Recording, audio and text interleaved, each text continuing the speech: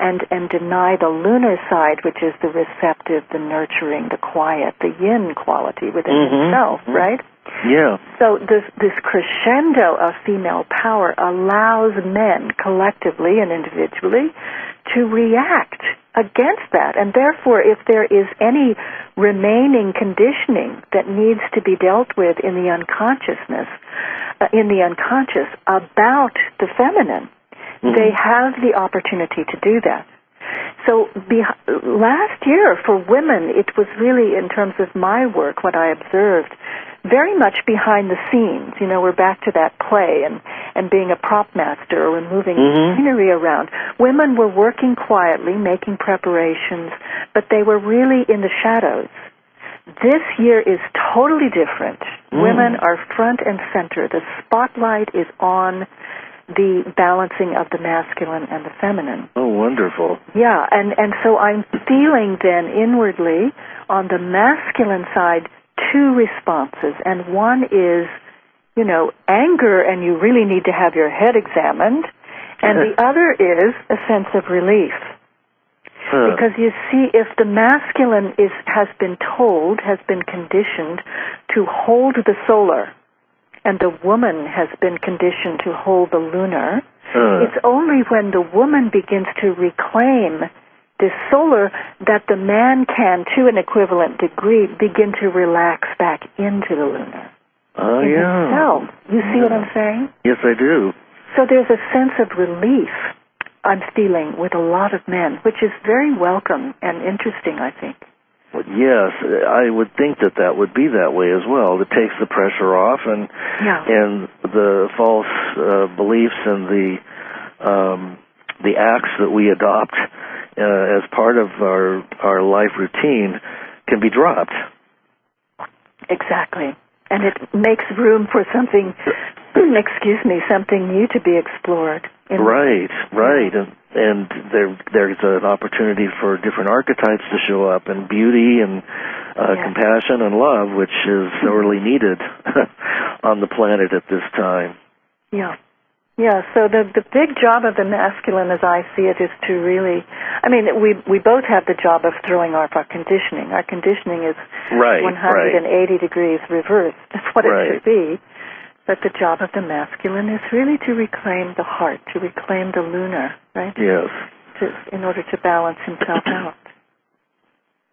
Well, unfortunately, we live in such a barbaric world that there's a great deal of abuse that's still going on, that's continuing the suppression of any kind of positive life force by the abuse of children and women and men as well. But it seems that there's a lot of that going on still, playing itself out. Yes, but you know, Lance, it's interesting. I at one point became fascinated with human trafficking and sex slaves and this whole area that you're bringing up. And I spent an entire weekend watching documentaries and things on YouTube about sexual slaves. And then at the end of the weekend, I because I was very upset, and I thought, wow, this is just terrific. Yeah. And I meditated on it. And what I actually saw was that many of these souls, many of the young women who are involved, had actually been men in past lives, in their last life, who had been an abuser. Okay, right. And because we are at the end of a cycle and everything is speeding up, the quickest way to balance out that polarity within themselves was to flip it over and be abused. And I thought, oh my God, why would you take that learning away from that individual, which I think does not mean that we don't fight against human trafficking, because it is incorrect. Right. It is out of balance, and we don't form NGOs to stop it. Not at all. Right. I'm not suggesting that, but it was so interesting to see. It was a really clear illustration to me of how Spirit is always doing exactly the right thing for all of us at exactly the right time. We just trust in that, you know. Yes, that's really important. That's really important, and also to know that what we see is not what is. We don't have the ability to see behind the scenes, and what a soul's journey has been, and what is being acted out. And there are also angelic realms that incarnate to act out various plays for our benefit, to for a number of reasons, to open hearts and so on and so forth. I hear a lot lately about satanic and Luciferian sources trying to come into power, and is that anything that to talk about, or is that just part of the same package of the patriarchy that's starting to die out? I do think it's starting to die out. When I did my research for my book has a lot of research in it about what was going on in the world, and I was extremely naive when I began my project, and I had to do a wealth of reading for 6 months. And I kept stumbling across, the Bohemian Groves and the satanic rituals, and a part of me just backed up and went, oh, I don't know. It wasn't relevant to what I was researching in the first place. But secondly, it was just pretty horrific, the energy, and I decided not to go there. Yeah. And so I had never really investigated it, and I couldn't form an opinion on it. But then, as we began looking at the various global elite, this interesting thing has happened since the antagonist in my book, the man in the South Pacific. Yes. Yes, at that time, between 2002 and 2004, he was the most powerful man on the planet. He was the man poised to run things. Yeah. And my death was sort of tied in with his death, actually. And the whole story is on my free archives on my website if anyone is interested. But there was actually an entity, a force, behind him that propelled him forward. And my inner battle was with that force. And when that force was taken out of commission and returned to the light, then it's like yanking a plug out of the wall. If someone has been hooked into a force that's really giving them their power and their ability to see, and you unplug that, the person's physical collapses. And so he was taken, he passed. He's the only one of the global elite I know that has really died, left the body.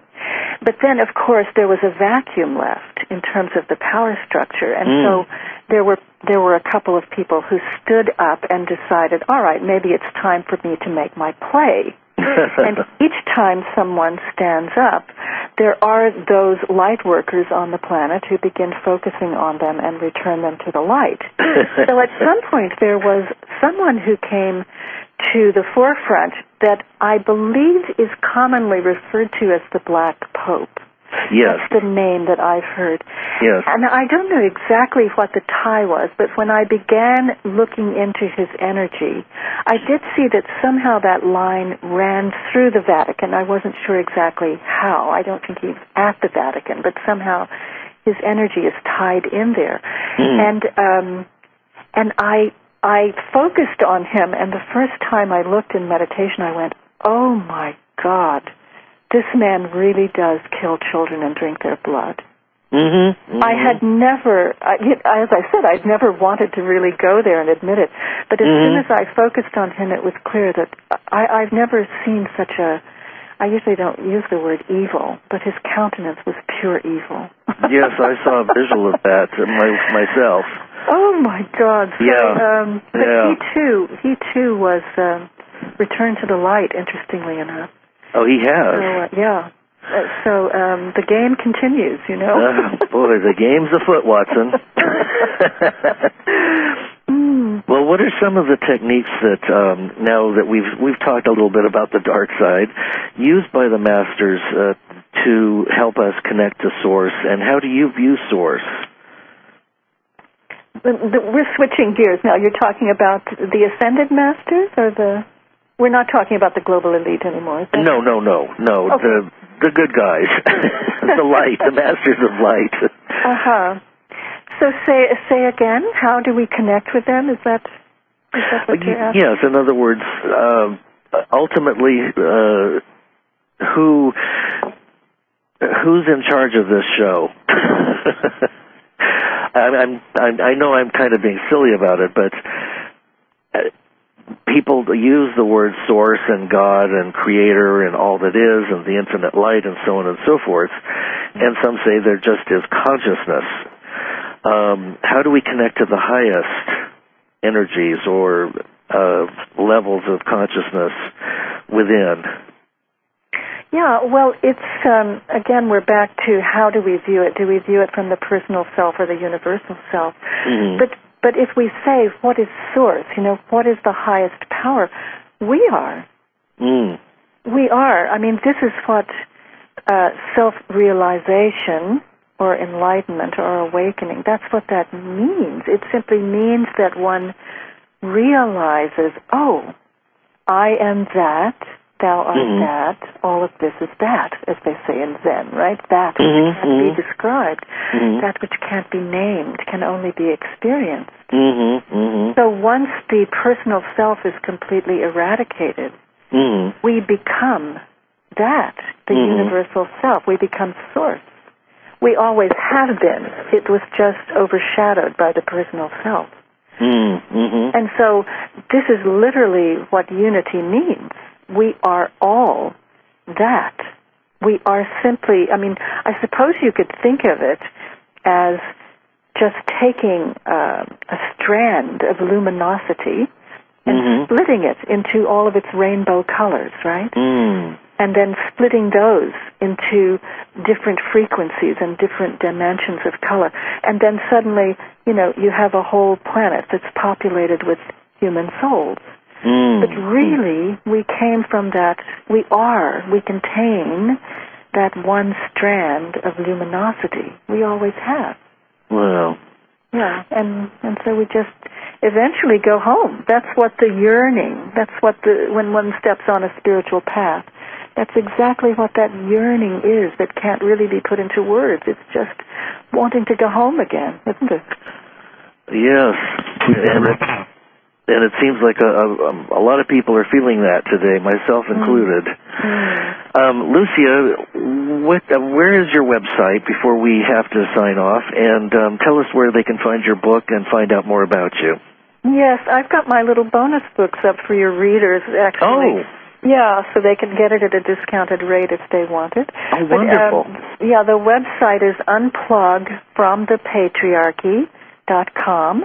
And if they go to the archives section and look for, the interview with Zany Mystic, they'll see some little red bonus buttons, and you just click on those, and you can buy the book. I think it's for only $9, and we'll ship it to you free here in the U.S., which is a real steal. Yes, it is. Believe me. So, and I have lots of free archives and interesting things. So I would invite your listeners to come. I would be delighted. Well, wonderful. I can't thank you enough for coming back, and I want you to continue to return and keep us enlightened and help us to become enlightened. And I can't recommend your book enough. It's just it's really an outstanding spiritual odyssey. Thank you for having me on, Lance. It's always a pleasure. Wonderful. Well, good night, everybody, and good night, Lucia. Thank you so much again.